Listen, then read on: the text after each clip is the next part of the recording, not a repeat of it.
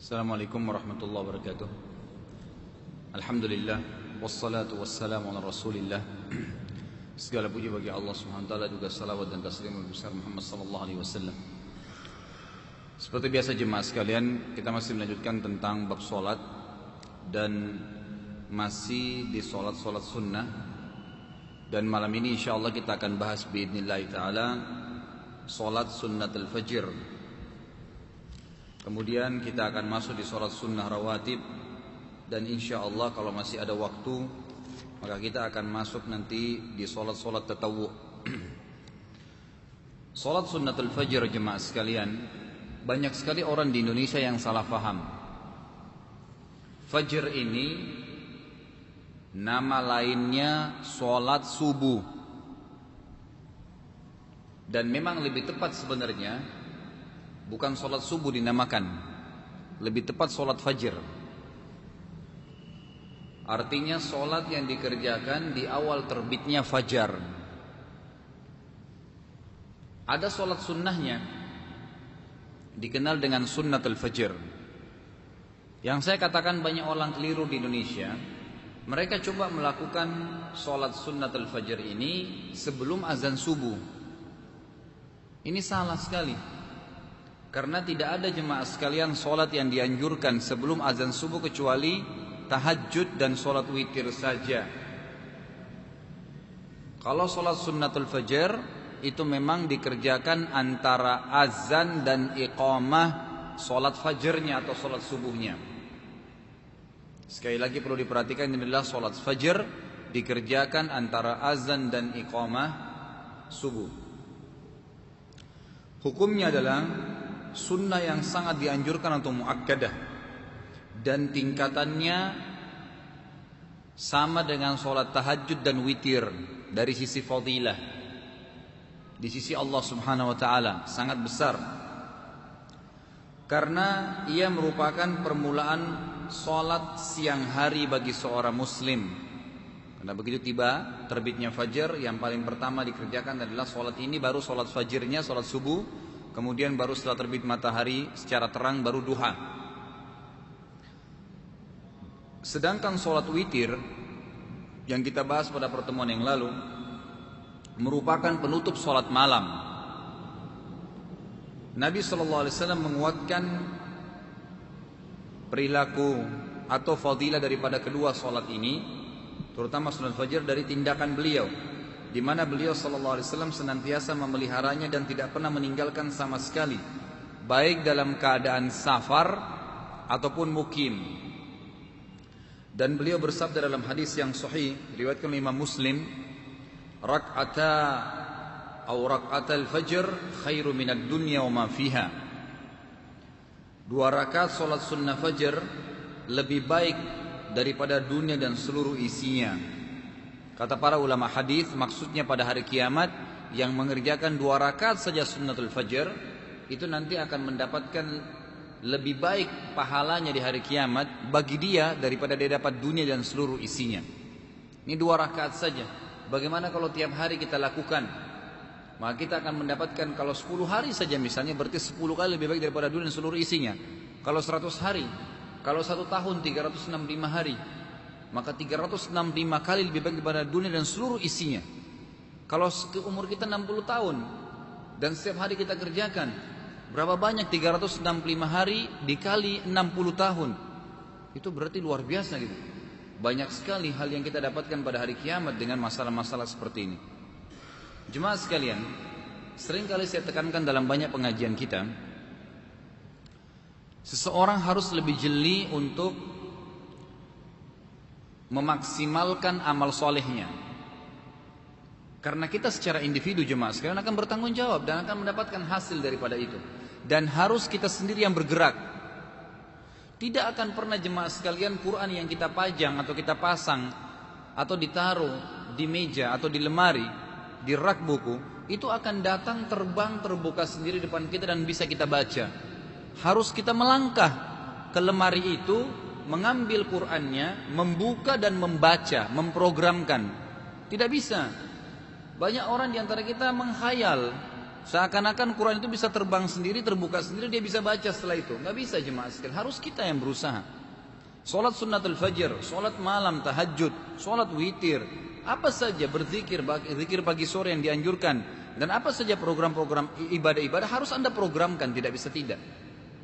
Ada sebuah judul buku yang akan saya terbitkan, insya Allah tulisan saya judulnya begini: Saudaraku, biarkanlah rakib yang mencatat amalmu dan bukan atid. Artinya apa? Saya ingin diberatkan jemaah sekalian, biarkan rakib alaihissalam, malaikat di sebelah kanan kita yang seharian sibuk nulisin amal kita, bukan atid.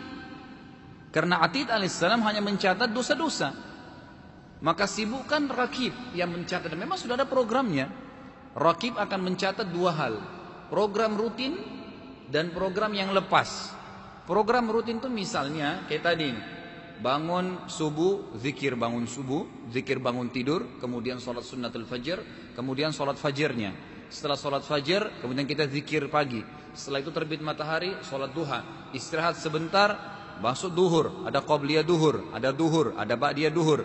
Istirahat sebentar, ada asar, qobliyah asar dengan asar, tidak ada ba'diyahnya. Tapi setelah asar ada zikir sore. Istirahat sebentar, maghrib, ada antara azan dan iqamah maghrib sholat sunnah, ada maghribnya, ada ba'diyah maghribnya. Istirahat sebentar kayak kita sekarang mungkin pengajian atau kegiatan lepas, dan isya, azan, sholat antara azan dengan iqamah isya, sholat ba'diyah isya. Setelah itu istirahat sebentar, tidur, bangun sholat tahajud lagi. Ini program rutinnya si rakib alaihissalam. Rakib catat nih, tinggal dicateng, orang ini sholat witir, orang ini sholat tahajud, orang ini sholat yang rutin. Ada program lepas, misal habis sholat duha sampai duhur, Anda bebas, boleh buat apa saja. Oh saya mau mengaji 1 juz, oh saya mau berbakti sama orang tua, oh saya mau apa saja, membantu seorang muslim. Seperti Abdullah bin Umar radhiyallahu anhuma, itu setiap kali jemaah sekalian habis selesai zikirnya pagi, habis sholat duhanya segala, beliau keluar. Setiap ketemu orang di jalan salam, Assalamualaikum warahmatullahi wabarakatuh. Ketemu orang salam, 30 pahala, 30 pahala, 30 pahala. Itu yang beliau lakukan. Jadi jemaah sekalian, kita sebenarnya bisa memaksimalkan itu. Dan ada juga sebuah rahasia yang saya beritahukan kepada Anda. Ini rahasia yang luar biasa dalam ibadah. Saya berikan judul begini sederhana: jadikanlah setiap detik Anda adalah emas. Setiap menitnya, tidak usah detik, per menitnya. Saya berikan istilah gini, 1 menit emas. Bagaimana 1 menit emas itu? Jemaah sekalian, dalam 1 menit Anda boleh percaya perkataan saya dan pakai stopwatch, dihitung 60 detik saja. Dalam 1 menit jemaah sekalian, Anda bisa beristighfar dengan Allah 100 kali. 1 menit, astagfirullah, astagfirullah, astagfirullah, astagfirullah. Anda hitung 60 menit, itu bisa 100 kali. Apakah Anda sadar bahwasanya istighfar 1 kali saya sudah bisa mengampuni dosa Anda 70 tahun? Bisa dosa Anda 100 tahun diampuni dengan 1 istighfar. Bagaimana dengan 100 istighfar? Sederhana, 1 menit jemaah sekalian. Dengan 1 menit Anda bisa memberatkan timbangan Anda pada hari kiamat. Bukankah kata Nabi sallallahu alaihi wasallam, kalimatani khafifatani 'ala lisan, thaqilatani fil mizan, habibatani ar-rahman, subhanallahi wa bihamdi, subhanallahil azim. 2 kalimat yang ringan di lidah, berat di timbangan pada hari kiamat, dan dicintai oleh Allah. Bayangin nih, kita dapat timbangan berat hari kiamat dan dicintai oleh Allah. Dapat cintanya Allah, bukan cinta raja, bukan cinta manusia, cinta segala pencipta segala sesuatunya. Hanya dengan mengucapkan kata Nabi, subhanallahi wa bihamdi, subhanallahil azim. Coba jemaah sekalian praktekkan 1 menit. Pakai stopwatch sekali lagi, Anda bisa minimal mengucapin itu 40 kali. Subhanallah bihamdi, subhanallahil azim. Subhanallah bihamdi, subhanallahil azim. 40 kali dalam 1 menit. Berarti Anda sudah beratkan timbangan Anda 40, ya, beban tambah berat timbangan hari kiamat, dan mengundang 40 cintanya Allah. 1 menit. 1 menit jemaah sekalian, Anda bisa panen, ya, harta karunnya surga. Kata Nabi sallallahu alaihi wasallam, la haula wala quwata illa billah kanzun min kunuzil jannah. Mengucapkan la haula wala quwata illa billah sekali, itu adalah harta karunnya surga. Kalau Anda hitung 1 menit, Anda bisa ucapkan 30 sampai 40 kali jemaah sekalian 1 menit. 1 menit itu seperti Anda keluar dari masjid ini menuju ke motor Anda di luar atau kendaraan Anda. Anda sudah bisa ucapkan 30 sampai 40 kali untuk mendapatkan harta karunnya surga. 1 menit jemaah sekalian, Anda bisa mendapatkan lebih baik daripada dunia dan seluruh isinya. Kata Nabi SAW, li an aqul subhanallah walhamdulillah wa la ilaha illallah wallahu akbar ahabbu ilayya minad dunya wa ma fiha. Saya mengucapkan subhanallah walhamdulillah wa la ilaha illallah Allahu akbar lebih baik untuk saya daripada dunia dan seluruh isinya. Bayangin nih, kalau 1 menit Anda bisa ucapin subhanallah alhamdulillah wa la ilaha illallah Allahu akbar, itu 40 kali juga jemaah sekalian. 30, enggak usah 40 kali, 10 kali. Tapi setiap subhanallah alhamdulillah wa la ilaha illallah Allahu akbar lebih baik daripada dunia dan seluruh isinya. Kalau 10 kali, 10 kali lebih baik dari 1 menit aja. Dengan 1 menit jemaah sekalian, Anda bisa mengundang rahmatnya Allah ratusan kali. Baca salawat pada Nabi SAW. Allahumma salli ala Muhammad, Allahumma salli ala Muhammad, Allahumma salli ala Muhammad. Anda kalau baca seperti ini, dalam 1 menit bisa 100 kali. Sama dengan astagfirullah tadi. Allahumma salli ala Muhammad, Allahumma salli ala Muhammad. Apakah Anda tahu, dengan memberikan salawat pada Nabi 1 kali, Anda akan dapat 10 kali salam dari Allah? Apa salamnya Allah? Tambahan rahmat, diberkahi hidupnya, dimudahin rezekinya, dimudahin urusannya. Kata Nabi SAW, man shalla alayya marratan sallallahu biha asyara. Siapa yang salam kepada saya 1 kali, Allah akan kasih balas 10 kali dari Allah, rahmat Allah kasih. Itu luar biasa gitu. Jadi kalau kita baca dapat itu 10 kali. Kalau kita baca 100 jemaah sekalian, kita baca Allahumma shalli ala Muhammad, Allahumma shalli ala Muhammad, Allahumma shalli ala Muhammad, itu kita dapat. Kalau dalam 1 menit 100 kali, berarti Anda punya 1000 kali rahmat dari Allah dalam 1 menit. Dalam 1 menit jemaah sekalian, Anda bisa memperpanjang umur Anda dan Anda bisa meluaskan rezeki Anda. Mau? Gampang. 1 menit silaturahim. Telepon kerabat, telepon orang tua, telepon paman, telepon tante, telepon ponakan. Assalamualaikum, apa kabar? Baik. Niat silaturahim. 1 menit, pakai stopwatch, matikan setelah itu. Sudah dipanjangkan umur Anda. Karena Nabi SAW mengatakan, siapa yang ingin dipanjangkan umurnya, diluaskan rezekinya, maka dia melanjutkan hubungan silaturahim. Apa salahnya setiap pagi kalau mau bangun atau bangun tidur, telepon orang tua, telepon saudara, telepon ponakan, anak, istri, siapa saja, silaturahim, gitu kan? Yang punya hubungan kerabat, 1 menit bisa dipanjangkan umur, bisa diluaskan rezeki. Ini luar biasa gitu. Ya, banyak sekali. Dan ini contoh-contoh saja. Berapa banyak hal yang kita bisa maksimalkan. Jemaah sekalian, demi Allah kita terlalu banyak buang-buang waktu. Menit-menit ini luar biasa gitu. Anda dengan 1 menit juga jemaah sekalian, itu bisa membaca Qul Huwallahu Ahad, saya jamin Anda 10 kali. Qul Huwallahu Ahad, Allahus Samad, lam yalid wa lam yulad wa lam yakul lahu kufuwan ahad. A'udzu minasyaitonir rajim. Bismillahirrahmanirrahim. Qul Huwallahu Ahad, Allahus Samad, lam yalid wa lam yulad wa lam yakul lahu kufuwan. 10 kali. Apa kata Nabi SAW? Siapa yang membaca Qul Huwallahu Ahad 10 kali dalam 1 hari, Allah bangunkan baginya istana di surga. 1 menit. Apa itu 1 menit gitu? Mungkin bagi orang yang menunggu pertandingan bola, bagi orang yang nunggu main gaple sama temannya, mungkin 3 jam, 4 jam kosong, hilang saja begitu. Syekh bin Baz rahimahullah dinukil kepada kita, dan ini selalu orang-orang saleh itu kalau mereka sudah meninggal baru dinukil, baru kadang-kadang Allah bongkar gitu. Dinukil oleh banyak murid-muridnya jemaah sekalian, itu kalau beliau sedang bicara sama temannya di telepon atau sama kerabatnya, kalau dia lagi bicara dia bicara, kalau dia lagi berikan kesempatan lawan bicaranya untuk ngobrol, untuk ngomong, beliau berzikir. Durasi itu dipakai zikir. Antara suapan makan dengan dia ambil makanan lagi, zikir. Semua detiknya diisi dengan ibadah. Maka semua seharian itu rakib yang catat alaihissalam, bukan atid. Karena kalau atid jadi masalah buat kita nanti ditimbang hari kiamat, dosa. Tapi kalau rakib yang catat jemaah sekalian, ini pasti luar biasa. Dan itu bisa kita lakukan asal kita mau. Setiap kali kita sudah sibukkan diri dengan ibadah jemaah sekalian, maka kita akan diberkahi oleh Allah Subhanahu wa taala di ibadah itu. Maksudnya begini, Utsman radhiyallahu anhu, Utsman bin Affan jemaah sekalian, rahimakumullah, itu beliau bisa mengkhatam Quran sehari sekali. Utsman bin Affan. Kalau beliau sholat tahajud malam, itu beliau baca dari habis Isya, subuh sudah khatam Quran. Mungkin Anda bertanya, bagaimana bisa ya? Bisa, karena Allah berkahi. Karena beliau selalu baca Quran, maka Allah berkahi waktunya. Jadi kita harus kerjakan dulu ibadah itu, baru Allah berkahi, Allah akan mudahkan. Anda mulai 2 rakaat sholat duha, nanti akan bertambah 4, nanti akan bertambah 8. Anda mulai 2 rakaat sholat tahajud, nanti akan bertambah jadi 4, bertambah jadi 8, jadi rutin, dan seterusnya. Allah akan berkahi waktu kita di situ, maka jangan sia-siakan jemaah sekalian. Ini luar biasa. Banyak orang kalau ditanya mau surga iya, tapi tidur di malam hari. Azan subuh dikumandangkan, tidur di atas ranjangnya. Anda mau bedakan antara ranjang Anda dengan spray yang mungkin sudah sekian lama kita pakai dengan surga yang luasnya seluas langit dan bumi, dan Anda tidur? Ini luar biasa.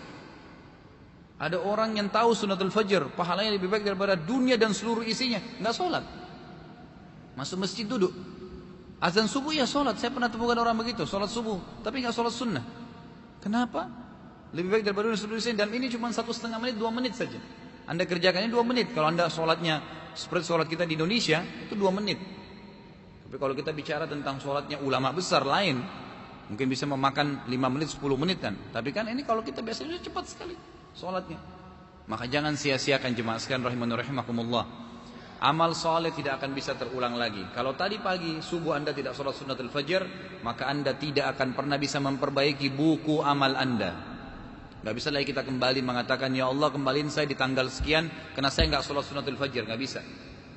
Kalau dosa masih bisa diampunin, tapi kalau amal soleh gak bisa. Dan ini nanti yang menentukan derajat kita di surga. Maka jangan sia-siakan jemaah sekalian rahimani rahimakumullah. Ini kesempatan emas, peluang emas bagi kita. Mumpung nafas masih ada, hidup, kita masih bisa hidup, maka perbanyak yang kita bisa panen di akhirat nanti. Jangan sia-siakan dengan urusan yang tidak perlu di dunia. Lalu dikatakan, Nabi SAW bersabda dalam hadis riwayat Imam Ahmad dan Abu Daud dengan sanad yang sahih, la tad'u rak'atai al-fajr wa in taradatkumul khail. Janganlah sekali-kali kalian meninggalkan 2 rakaat sunnatul fajr sekalipun kalian sedang dikejar oleh kudanya musuh. Janganlah kalian tinggalkan sholat sunnatul fajr sekalipun kalian sedang dikejar dengan kudanya musuh. Tetap disuruh kerjakan. Makanya Nabi SAW, walaupun dia jemaah sekalian lagi musafir, tetap sholat sunnatul fajr. Tentu kalau kita bicara sunnatul fajr, kita juga akan bicara fajrnya, sholat subuhnya. Sholat subuhnya lebih luar biasa lagi, gitu kan? Karena Nabi SAW, siapa yang sholat fajr, sholat sunnatul fajr, apa maksudnya sholat fajr, sholat subuh berjamaah di masjid, maka dia akan mendapatkan lindungan Allah sampai malam, dijamin, fi dhimmatillah, artinya di naungan Allah. Allah lindungi dari masalah, dari musibah, dari apa saja. Dan siapa yang sholat isya berjamaah di masjid, maka dia akan dibawa lindungan Allah sampai subuh. Jadi dijaga itu, jangan sampai disia-siakan. Kalau bukan Anda, maka tidak ada orang lain yang bisa. Tidak mungkin ada orang yang bisa menarik tangan Anda. Saya cuma bisa berteriak-teriak di mic mengingatkan Anda, tapi kalau Anda tidak mau, tidak akan bisa. Dan ingat, buku amal Anda jemaah sekalian Anda sendiri yang isi, bukan saya. Kalau Anda tidak bergerak mengisinya, maka tidak akan pernah terisi dari amal soleh dan Anda akan menyesal pada hari kiamat. Jangan sia-siakan. Kadang-kadang subhanallah Allah mengingatkan diri kita melalui lisan orang lain. Mungkin sekarang saya bicara mengingatkan Anda dari Allah Subhanahu wa taala agar Anda mau bergerak untuk beribadah. Karena kalau tidak Anda rugi sendiri. Jangan terus-menerus lalai menyanyiakan waktu, perbanyak ngisi dengan ibadah. Kalau orang mengerjakan salat sunnatul fajr, saya katakan tadi antara azan dan iqamah. Tapi ada hal yang penting di sini jemaah sekalian.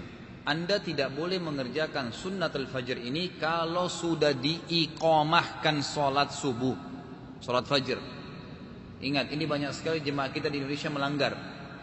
Jadi sudah iqamah salat, dan saya harapkan Anda jangan bilang qomat ya, bilang iqamah. Kalau sudah diiqamahkan salat, tidak boleh salat sunnah lagi jemaah sekalian. Kecuali dalam satu keadaan, memang Anda sudah di tahiyat terakhir, Anda merasa yakin bisa selesaikan tahiyatnya sebelum terakhir iqamah, Anda masih bisa sempat lari masuk ke saf, maka enggak masalah. Tapi kalau masih baru rakaat pertama, baru takbir, kemudian sudah iqamah, Anda harus berhenti. Karena kata Nabi SAW, tidak ada lagi sholat sunnah dengan iqamah sholat wajib, enggak ada lagi. Saya pernah takit berakan kalau Anda masih ingat dulu, setelah iqamah subuh jemaah sekalian, itu enggak boleh lagi sholat sunnah. Maka sholatnya hanya Fajr saja, subuhnya saja. Baik, pertanyaan Ustaz, bagaimana kalau seandainya saya mau sholat? Kan sayang untuk kehilangan fadilah, lebih baik daripada dunia dan seluruh isinya. Ada jalan keluarnya. Anda bisa kerjakan sholat sunnatul fajr itu setelah terbit matahari. Dari mana dalilnya? Dengan hadisnya. Kata Nabi SAW di dalam hadis yang diriwayatkan oleh Al-Baihaqi dengan sanad yang baik, "Man lam yusalli rak'atail fajr hatta tatlu asy-syams falyusallihima." Barang siapa yang belum mengerjakan 2 rakaat salat sunnatul fajr hingga terbit matahari, hendaklah ia mengerjakan setelah matahari itu terbit. Dan juga dalam riwayat yang lain dalam Bukhari, Nabi SAW pernah tertidur dalam satu perjalanan atau dalam satu peperangan. Dikatakan Rasulullah SAW dan para sahabatnya tertidur pulas dan tidak bangun hingga matahari terbit. Maka beliau bergeser sedikit dari tempat mereka, dan Rasulullah SAW memerintahkan kepada Bilal supaya mengumandangkan azan. Lalu beliau mengerjakan 2 rakaat sunnatul fajr setelah terbitnya matahari, lalu menyuruh Bilal untuk iqamah dan mendirikan sholat fajr setelah terbitnya matahari. Jadi 2 riwayat ini menjelaskan bolehnya mengerjakan sunnatul fajr sebelum sholat duha di waktu terbit matahari, agar tidak kehilangan fadilah daripada dunia dan lebih baik daripada dunia dan seluruh isinya. Kemudian tata cara pengerjaan sholat sunnatul fajr ini sekali lagi dikerjakan antara azan dan iqamah subuh, dan disunnahkan membaca di rakaat pertama setelah Al-Fatihah adalah Qul ya ayyuhal kafirun atau surah Al-Kafirun, dan di rakaat kedua membaca Al-Fatihah dengan Al-Ikhlas. Ini juga disunnahkan Anda baca di 2 rakaat tahiyat masjid. Disunnahkan juga Anda membaca 2 surah ini, Al-Kafirun dan Al-Ikhlas, dipartnerkan di belakang makam Ibrahim. Disunnahkan juga dibaca salat ba'diyah, ya, maghrib, disunnahkan membaca 2 surah ini. Kemudian dikatakan sesuai dengan dalil yang dikatakan oleh Aisyah radhiyallahu anha dalam riwayat Imam Muslim, karena Rasulullah SAW yaqra fi raka'atil fajr Qul ya ayyuhal kafirun wa Qul huwallahu ahad wa kana yusirru bihima. Rasulullah SAW biasa membaca di dalam 2 rakaat sunnatul fajr setelah Al-Fatihah Al-Kafirun, serta setelah Al-Fatihah rakaat kedua Al-Ikhlas. Dan beliau membaca keduanya dengan suara yang pelan, artinya tidak mengeraskan suara, tapi sir, ya, terdengar. Juga dianjurkan agar sholat sunnatul fajr ini diringankan sholatnya. Tapi kalau saya lihat sih sholat kita di Indonesia ini sudah super ringan, ya, luar biasa sholatnya. Allah baru selesai, gitu kan? Tadi saya baru sholat duhur di masjid. Sebelum sholat saya kebetulan tidak ada muadzinnya, saya azan. Kemudian ada orang masuk, dia sholat sebelah saya, sholat sunnah. Mungkin saya belum selesai baca Al-Fatihah, dia sudah rakaat kedua barangkali. Cepat sekali gitu. Saya sampai terganggu, di sebelah saya pas sholat. Allah. Ini baca apa ini? Gitu. Apa yang dibaca? Terus kemudian mau dapat kesehatan, kekuatan, rezeki segala dari Allah dengan cara begitu sholatnya. Gimana caranya? Coba kalau suruh dia menghadap ke bupati atau gubernur, masa dia gitu caranya? Ya kan? Ngawur, sembarangan gerakannya, bacaannya kacau balau, nggak bisa. Baca, kalaupun buru-buru, baca 1 kali saja memang, Subhana Rabbiyal Azim, tapi baca Subhana Rabbiyal Azim, baru angkat kepala. Minimal itu. Kalau ada orang ruku, Subhana Rabbil Azimnya itu baca pada saat berdiri mau i'tidal. Sebelum Sami Allahu liman hamidah, Subhana Rabbil Azim di atas. Gimana caranya? Enggak ketemu gitu. Ya, jadi harus lebih dijaga masalahnya. Apalagi memang pahalanya sangat besar. Sekali lagi, amal soleh yang Anda kerjakan dan Anda sia-siakan atau Anda kurangi kualitasnya, Anda akan menyesal sendiri karena tidak bisa diulangi. Nggak bisa diulangi. Jadi sekali saja itu. Sebagian ulama hadis mengatakan ini menandakan orang mukmin dituntut untuk selalu berkualitas. Karena pada saat dia lagi puasa, dia puasa betul-betul, dia puasa, dia jaga diri dari segala hal supaya maksimal pahalanya. Pada saat dia lagi sholat maksimal, dia lagi mengaji maksimal, dia lagi zikir maksimal, semua maksimal, gitu kan? Dia kerjakan. Sebagaimana sabda Nabi SAW dalam hadis sahih riwayat Abu Daud, Inna Allah yuhibbu min abdin idza amila amalan an yutqinahu.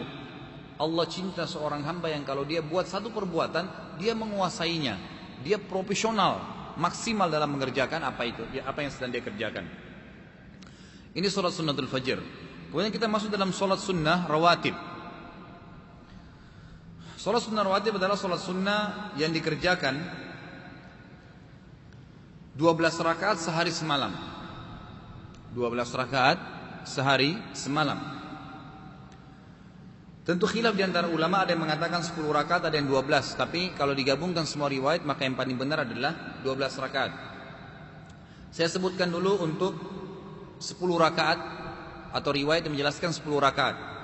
Hadis yang sahih muttafaqun alaih Bukhari Muslim, Abdullah bin Umar radhiyallahu anhu berkata, "Hafiztu minan Nabi sallallahu alaihi wasallam 10 raka'atin. Rak'atain qabla adh-dhuhr wa rak'atain ba'daha wa rak'atain ba'da al-maghrib fi baiti wa rak'atain ba'da al-isya'i fi baiti wa rak'atain qabla salati subuh." Aku telah menghafal ada 10 salat sunnah dari Nabi sallallahu alaihi wasallam. Yang pertama 2 rakaat sebelum duhur. Riwayat ini menjelaskan sebelum duhur hanya 2 rakaat. Nanti akan kita jelaskan sebenarnya riwayat yang lainnya 4 rakaat. Kemudian 2 rakaat sesudah duhur, itu sudah 4. 2 rakaat sesudah maghrib, sudah 6. 2 rakaat sesudah isya, ini 8. Dan 2 rakaat sebelum sholat subuh, sunnatul fajr tadi, maka 10 rakaat. Tentu sebelum kita menerapkan sebuah hukum jemaah sekalian, kita harus mengumpulkan semua dalil. Ini dalil menjelaskan 10 rakaat. Kita dengarkan yang lainnya. Hadis yang lain, hadis sahih riwayat Imam Muslim, kata Nabi sallallahu alaihi wasallam, "Man hafidha 12 raka'ah fi kulli yawmin wa lailah, man hafidha 12 raka'ah fi kulli yawmin wa lailah, banallahu lahu baitan fil jannah." Siapa yang menjaga 12 rakaat sehari semalam, maka Allah akan bangunkan baginya istana di surga. Lalu dirincikan ke 12 rakaat ini, 2 rakaat fajr tadi yang kita bahas sebelumnya, sunat al-fajr. Kemudian 4 rakaat sebelum duhur, berarti sudah 6.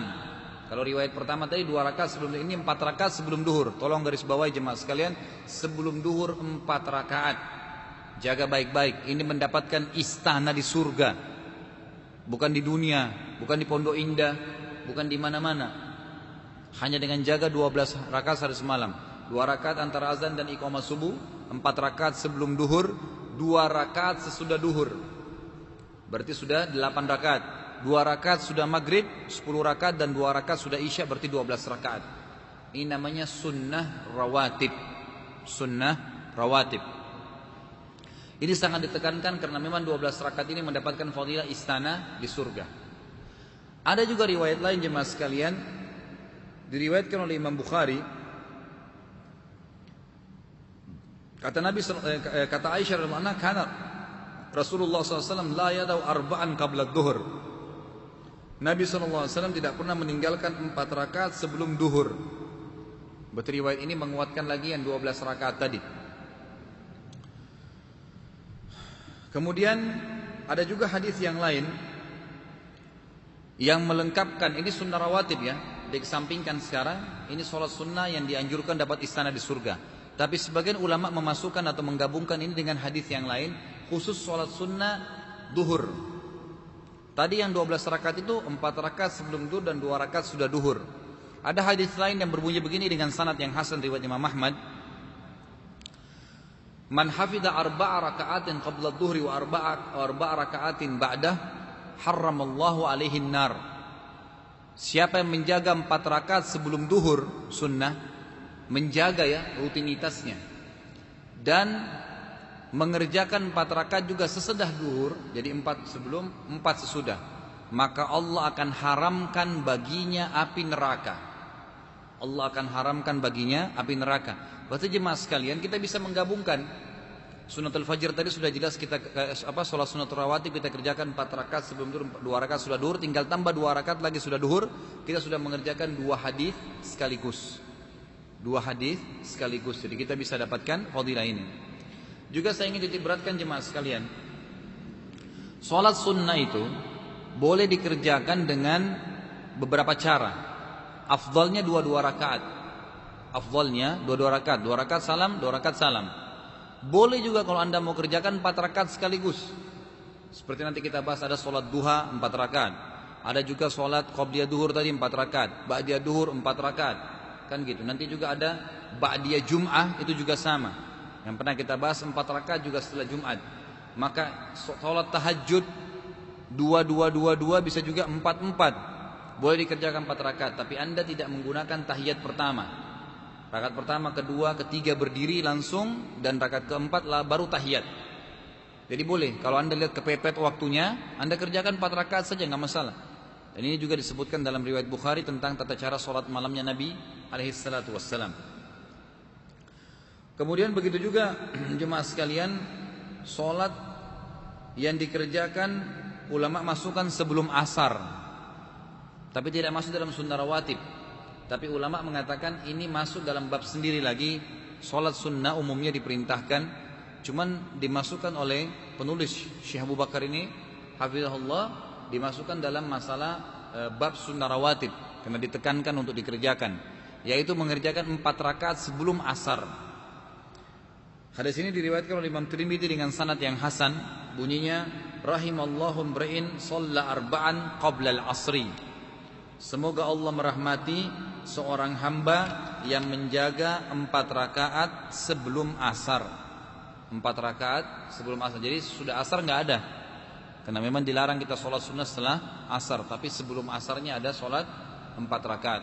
Dan bagi Anda pengurus masjid, tolong diperhatikan, saya selalu tekankan agar durasi sholat itu antara azan iqamah minimal 5 menit. Jangan terlalu pelit dengan waktu. Jangan cuma 1 menit, 2 menit. Atau kadang-kadang ada juga muadzin kita, kalau dia sudah sholat sunnah 2 rakaat, mana sholatnya buru-buru, dia tinggal balik ke belakang langsung iqamah. Tidak memberikan kesempatan jemaah untuk sholat. Tidak bisa saudaraku, tidak bisa akhi dan ukhti. Kenapa? Karena kalau Anda sudah iqamah, kesian sih orang yang belum sholat. Tidak mungkin bisa kembali sampai hari kiamat. Tidak boleh kembali ke waktu itu lagi. Udah nggak bisa, kehilangan sudah dia. Rakib sudah nggak kecatat, karena udah lewat, nggak bisa dikerjain lagi gitu kan. Makanya harus hati-hati di sini. Berikan waktu. Apalagi kalau Anda memang jadi muadzin, ada pengurus marbot masjid, kesempatan kalau masih ada jemaah yang sholat, biarin. Anda bisa gunakan untuk berdoa. Bukankah Nabi SAW mengatakan doa antara azan dan iqamah sangat jarang tertolak? Berdoalah, minta hajat kepada Allah SWT. Gunakan tadi 1 menit yang saya bilang. Rebut beragam macam fadilah dengan 1 menit. Apa susahnya? Orang lagi sholat kita berzikir, kita ini, kita itu, beragam macam. Mungkin baca Quran. Kadang-kadang saya lihat durasi 1 menit jemaah sekalian. Kalau saya baca Quran, saya bisa dapat 1,5 lembar sampai 2 lembar bisa selesai dengan 1 menit itu. Asal Anda baca dengan benar gitu kan, insya Allah tidak ada masalah. Dengan dipercepat pun tidak masalah. Itu bisa kita maksimalin. Sekarang jemaah sekalian, kita akan masuk ke sholat sunnah tatawwu dan sholat sunnah mutlak. Sholat sunnah tatawwu dan sholat sunnah mutlak. Sholat sunnah tatawwu atau sholat sunnah tatawwu atau sholat sunnah mutlak. Jadi kalau Anda dengar tatawwu atau mutlak sama saja. Maksudnya sholat sunnah tambahan. Sholat sunnah mutlak atau tatawwu ini terkandung suatu keutamaan yang sangat besar. Sebagaimana Rasulullah SAW bersabda dalam hadis riwayat Imam Tirmidzi dengan sanad yang sahih, "Ma'adzinallahu li'abdin fi syai'in afdhala min rakatain yusallihima wa innal birra la yudharra ala ra'sil abdi ma dama fi salatih." Allah tidak mengizinkan dengan mendengar dan menerima suatu ibadah dari seorang hamba yang lebih utama daripada 2 rakaat sholat sunnah yang akan dikerjakannya. Dan sesungguhnya kebaikan akan ditaburkan di atas kepala seorang hamba selama ia dalam sholatnya. Kata ulama hadis, yang dimaksud adalah sholat-sholat sunnah tambahan. Juga sabda Nabi SAW pada saat seorang sahabat mengatakan, "Ya Rasulullah, izinkanlah aku akan bersama dengan Anda di surga." Kata Nabi SAW, "Kau punya hajat yang lain?" Dia bilang, "Tidak ya Rasulullah, saya hanya ingin bersama Anda di surga." Ditanya oleh Nabi 2 kali, sama jawabannya. 3 kali, sama jawabannya. "Saya hanya ingin bersama Anda di surga." Apa kata Nabi SAW? Dalam hadis sahih riwayat Imam Muslim, "A'inni ala nafsika bi kathratis sujud." Kalau gitu, tolong saya agar bisa memenuhi permintaanmu dengan memperbanyak sujud. Kata para ulama hadis, yang dimaksud adalah memperbanyak sholat sunnah tambahan. Hikmah daripada sholat sunnah tambahan atau mutlak ini, diantaranya adalah hadis yang sahih riwayat Abu Daud dan Imam Ahmad, "Inna awwala ma yuhasabun nasu bihi yaumul qiyamah min a'malihim as-shalah. Yaqulu rabbuna lil malaikati wa huwa a'lam unzuru fi salati abdi atammaha aw naqasaha fa in kanat tammah kutibat lahu tammah wa in kana intaqasa minha syai'an qala unzuru hal li abdi min tatawwu fa in kana lahu tatawwu qala atimmu li abdi fariidah min tatawwuhi thumma tu'khadul a'malu ala dhalik.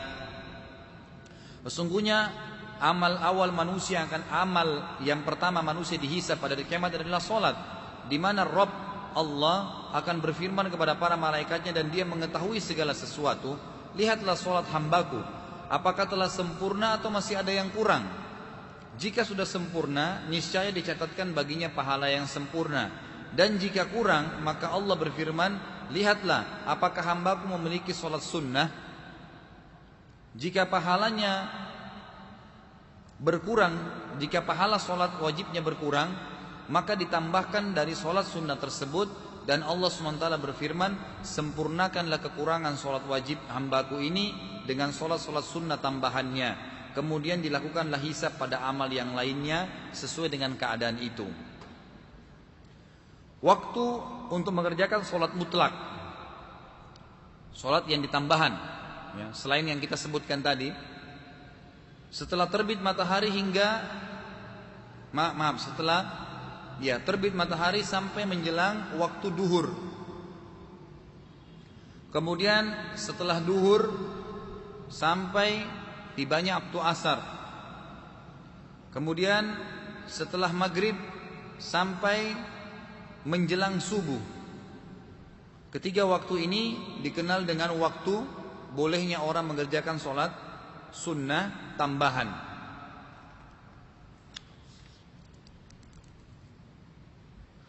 Sholat sunnah tambahan ini boleh dikerjakan jemaah sekalian sambil berdiri atau duduk. Tetapi perlu Anda ketahui, nanti akan kita jelaskan atau kita langsung sebutkan sekarang hadisnya. Kalau Anda sholat sunnah mutlak ini sambil duduk, pahalanya hanya setengah orang yang berdiri. Saya tahu Anda semua bertanya, apa itu sholat sunnah mutlak? Habis ini ada jawabannya. Habis ini akan saya berikan rincian apa itu sholat sunnah mutlak, masuk apa saja. Kata Nabi SAW dalam hadis yang sahih riwayat Abu Daud dan Nasa'i, sholatul rajuli qa'idan nisfus shalah.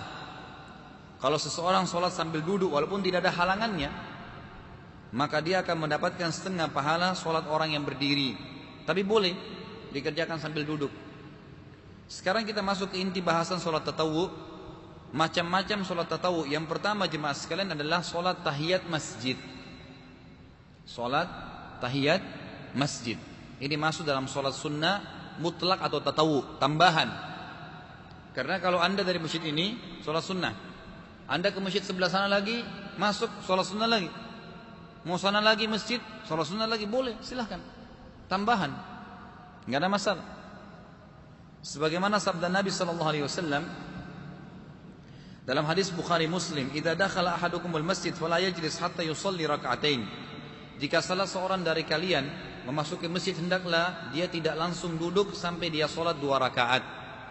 Kata para ulama hadis, namanya tahiyat masjid, ya, penghormatan terhadap masjid.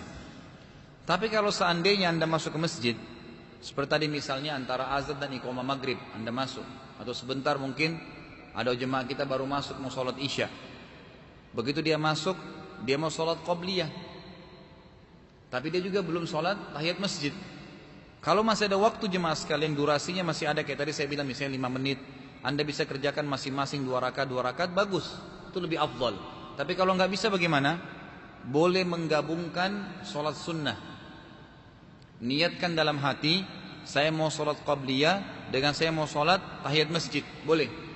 Seperti boleh Anda menggabungkan puasa Senin Kamis dengan puasa Ayyamul Bid, 3 hari setiap bulan, dengan puasa 6 hari bulan Syawal, boleh. Yang tidak boleh digabung itu sunnah dengan wajib. Nggak boleh bayar utang Ramadan kemudian kita puasa dengan Senin, nggak bisa. Tapi kalau sunnah sama sunnah boleh. Senin dengan puasa 3 hari setiap bulan, ya, itu boleh dikerjakan. Kalau sunnah sama sunnah. Sebagaimana juga kalau wajib, nggak boleh menggabung antara sholat qabliyah duhur dengan sholat duhurnya, nggak bisa. Tapi kalau qabliyah duhur boleh digabung dengan sholat sunnah yang lain. Kemudian yang kedua jemaah sekalian, solat mutlak adalah solat duha. Solat duha ini masuk dalam solat mutlak. Duha boleh dikerjakan 2 rakaat, boleh dikerjakan 4 rakaat, dan riwayat yang terkuat menyampaikan sampai 8 rakaat. Kalau 2 rakaat adalah hadis sahih riwayat Imam Bukhari. Sahabat Nabi Ka'ab bin Malik berkata radhiyallahu anhu, oh masuk waktu. Baik, kalau gitu kita lanjutin lagi insyaallah Senin akan datang. Sampai di sini salat duha.